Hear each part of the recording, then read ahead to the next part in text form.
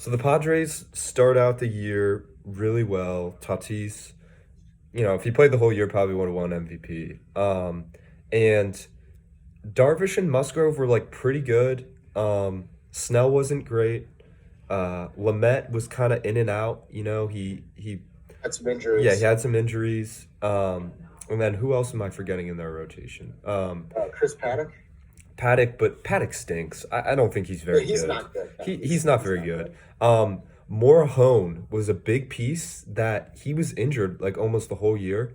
And Adrian Morahone, I don't know if you know him. Mike Clevenger's on that team. Yeah, Remember Clevenger him? too, but he was out for Tommy John the whole Yeah, year. I know, but he's on that team. I just randomly It's forget about yeah, it. it's I'd be like incredible. 3 in the morning, can't sleep. Just be like, wow, Mike Clevenger is on the Padres. Yeah, I know. It's How insane. insane is that?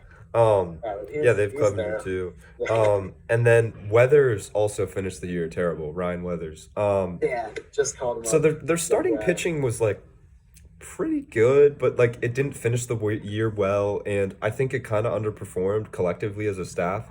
Certainly, Blake Yeah, Snell thought he would do better. He just wasn't good for like the majority of the year. He ended the yeah. year great. That's why you never trade with the Rays. Yep. That's why Except the guy the Mets traded. We traded some like single A catcher named Matt Geyer. We just drafted Mhm. for Rich Hill. Rich Hill, And yeah. Rich Hill's actually been solid. I said at the beginning of the year, it might have even been on this podcast that halfway through the season, the Rays were gonna figure out that Rich Hill is like his body is just like totally broken down, and he's gonna flip him for some guy who's gonna go off. And like, so I was kind of mad when we traded for him. So the guy Yeah. was gonna like literally die on the mound because he's old. And he didn't. He was solid for us. yeah, he wasn't But the bad. guy we traded was a catcher who was hitting like 154 in high A. And then I just saw a stat like with the Rays in the same level, his WRC plus has been like over 200. Oh my It's like, God. what are you doing? Oh my Come on, God. guys. Jesus What, Christ. what have they done? That hurts. No, Damn. but back to the Padres. Yeah, I think they just kind of hit a wall. The Tatis injury hurt. Um, a more personal thing. I don't really know how many wins it lost them, but I'm mad at how they've been handling Ha-Seong Kim because I think he should have started in AAA. And I really liked Ha-Seong Kim hmm when he was a free agent, and so I naturally wanted him to do really well because I like being right. Yeah. And there's been an adjustment period for him to say the least. He's Yeah. been struggling he's been elite defensively at like every infield position, so that's been nice to see. And he showed flashes. He had like 8 or 9 homers, but I think he should have been in AAA or at the very least receiving more regular playing time. Yeah. But I think he's not. That's not a place where he's going to develop very well Mhm. with the playing time he's been getting. So that doesn't really have that much to do with the rest of the season, but I'm just kind of mad about that. Yeah. I think Machado should have had a little bit better of a season. I don't know. He had, that MVP year in 2020 where he was a candidate. Hosmer again, like another year, like, and I hate to crap on him, but like, because he's one of my favorite players, but like another year of like kind of mediocrity for a big contract. Oh, I Um, crap on him all the time. Yeah, he sucks. I wouldn't say he sucks, but like he's just like really mediocre. I don't like him. But yeah, Um, no, the problem with Machado was that it's an odd year. yeah, So he's like, no, that's funny. it's probably nothing, but the inexplicable. He's like an average hitter in odd years and then really good in even years. It wasn't quite as much of a trend this year because 123 WRC plus. Yeah, That was his best odd year WRC plus since 2015. wow. But and every year since then, even years, he's been better than that, which is kind of funny. hmm But yeah, he didn't live up to what he can be. He was solid, but like nothing crazy. hmm So still, I mean, according to Fangraphs, which isn't the best, I actually think Baseball Reference score might be a little better, but still 4.5 WAR. hmm So Yeah, that's still pretty a good. solid year for him. Yeah. The trades, I remember we both agreed. I love Musgrove. I think he's awesome. I think he's a number one starter on almost any team. I think he is elite, and the Padres saw that. I'm so confused why the Angels didn't just trade for him for the Pirates. Like, please just get some pitching. Anyways, we'll talk about the Angels I think later. they'll retool on pitching this offseason. I can hope. If I'm them, please save Trout and Ohtani. If I'm they're them, like the Oilers, where like they have like they've dry, McDavid, and they're just like no one else. Yeah, exactly. Like that's what the Angels are doing right now. Real quick, so Diamondbacks were horrible. I didn't expect them to be this bad, but they definitely underperformed for me. My question is, they had Gallen, Weaver, Caleb Smith. Bumgarner's not like that bad. They had a lot of like really good starting pitchers, and they were just horrible. Well, Gallen was hurt for a while. Yeah, that killed him. And then Luke Weaver, not very good. I was never that high on Bumgarner. I mean, he obviously used to be good, but like coming into this year, yeah, I thought he would maybe bounce back. I don't know. And there's another good starting pitcher I'm forgetting that's on their team, and I can't remember who it is. And he's like young. I haven't paid attention to them at all. Yeah, and I don't blame you. I care less about the Diamondbacks. I don't blame you. Poor Kettle Marte. Yeah, he's like not even playing the right position. Yeah, so sad. Stuck him in center field. Like, here, have fun. They're in the doldrums. The Rockies, I'm telling you, man, if the Rockies, like, if they try this offseason, one, here's my question I want to bring up to you. Story has, last time I checked, a 196 batting average away from Coors. Now, that may have gone up, that may have gone down. But it's going to be so interesting to see what happens with his contract, because away from Coors, and I love Trevor Story, but away from Coors, I mean, he's just not an elite hitter. And I think the Coors hangover does kind of get overrated, and I think like it's kind of unfair to Rockies players because they have to deal with the transition away from that air quality, like that air density. Yeah. So generally, hitters, once they leave the Rockies, they get worse. Their home stats get worse, obviously, because you're going from Coors to a different stadium. But their road stats generally get better. Yeah, which is true. I'm not too worried about that. Mm-hmm. I think that's kind of, a lot of people think it's like, like playing outside of Coors is closer to like your true talent. I don't think that's the case. But like I said, I still stand by it. And we saw flashes of it this year. If you can get power guys like Crone, I think if they got Hunter Renfroe, I think if they got Jock Peterson, this could have been maybe, a 500 team. Yeah. And their pitching is there. I mean, they have Marquez. Is he a number one? I don't know, but he's not that bad.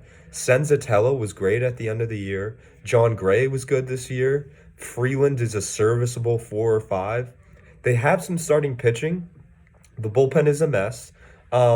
But the offense, if you can get guys who can hit for power, I think is kind of set. I mean, what do you think about that? Yeah, I think power guys, and I do think there's a blueprint for an ideal pitcher, of course. Mm-hmm. And that's someone who can either get a lot of ground balls, don't have to deal with that outfield at all, or guys who are high velocity, low spin fastballs. And essentially why I say this, there's a great article based by Baseball Cloud about this. And I'm not a physicist, so I'm just going to do the very basics. Essentially, the thing that causes balls to break is the Magnus Effect. So it's why you get like rising fastballs. It's why you get curved balls going down. Mm-hmm. It's the effect, the Magnus Effect, which is like a thing in the air that happens. I don't know. But in Coors, the air is so thin that the Magnus Effect does not really exist as much. Yeah. So when you have really high spin pitchers, they don't get as much movement as they should. Michael Givens. You actually get more movement by having less spin. Mm-hmm. So this is why I think guys like John Gray actually fits the Rockies pretty well. I think they should be really all in on bringing him back in free agency. Bard too. That ballpark well.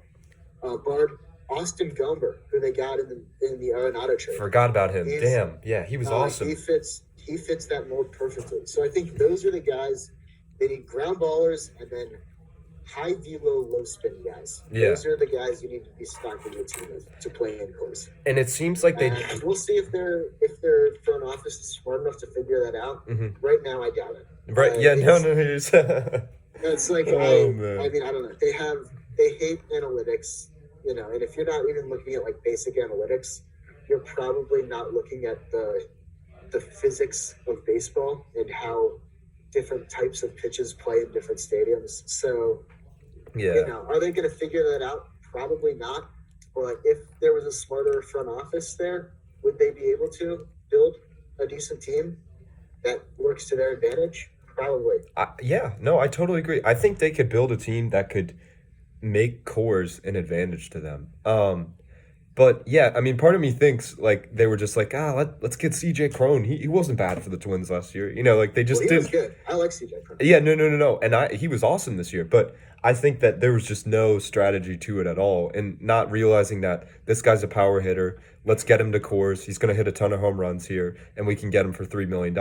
They could have done the same with Hunter Renfroe and Jock Peterson. I mean, those guys would have been monsters at Coors.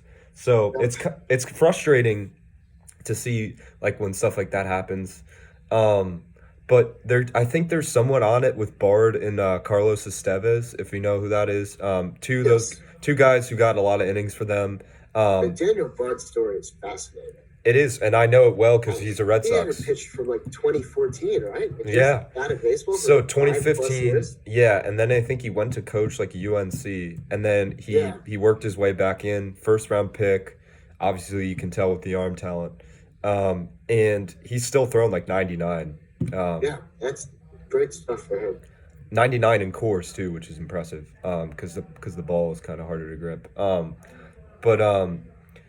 Yeah, he was like decent for them. Of course, you're always going to get unlucky too with playing in cores. It's horrible for your FIP and all those advanced metrics. Well, I guess your FIP reflects it. But it's horrible for your. If you look at FIP minus. Yeah.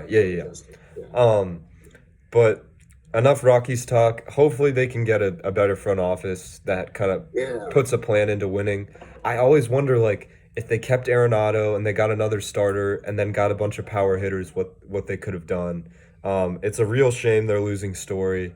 It just sucks like when you draft and groom both Story and Arenado and you just lose them. Like that's tough. Well, we'll be excited to see Zach Bean and Benny Montgomery together, of course. That could be fun. Yeah, that's gonna be fun. I'm so excited for that. Too bad they don't have any other prospects, but that could be fun. Hey, Brendan Rodgers wasn't bad this season. He really wasn't. Yeah, he was decent. Yeah, he was fine. Not quite where you wanted him, but for the Rockies, not bad considering most of their prospects are horrible when they come up. So what else was I gonna say? Oh yeah. NL East time? We can start on the NL East. But one last thing for the Rockies, I do want to salute them for not trading Story because it was the right move. And I'll say this. Really? Okay, so here's the deal. If they traded Trevor Story, apparently their only offers were like elementary level prospects, Rule 5 type guys. If they lose Story to free agency, which they will, they get the comp pick. Exactly.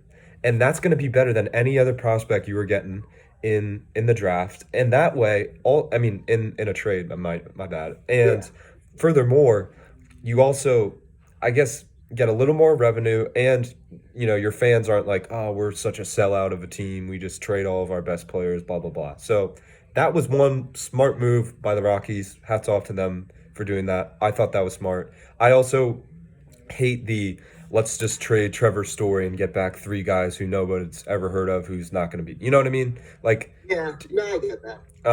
And the Rangers did not do that. The Rangers got a great return for Gallo. Salute to them for that. What I mean is just like a bunch of, random mid-tier prospects. I hate that. So, let's talk with the NL East.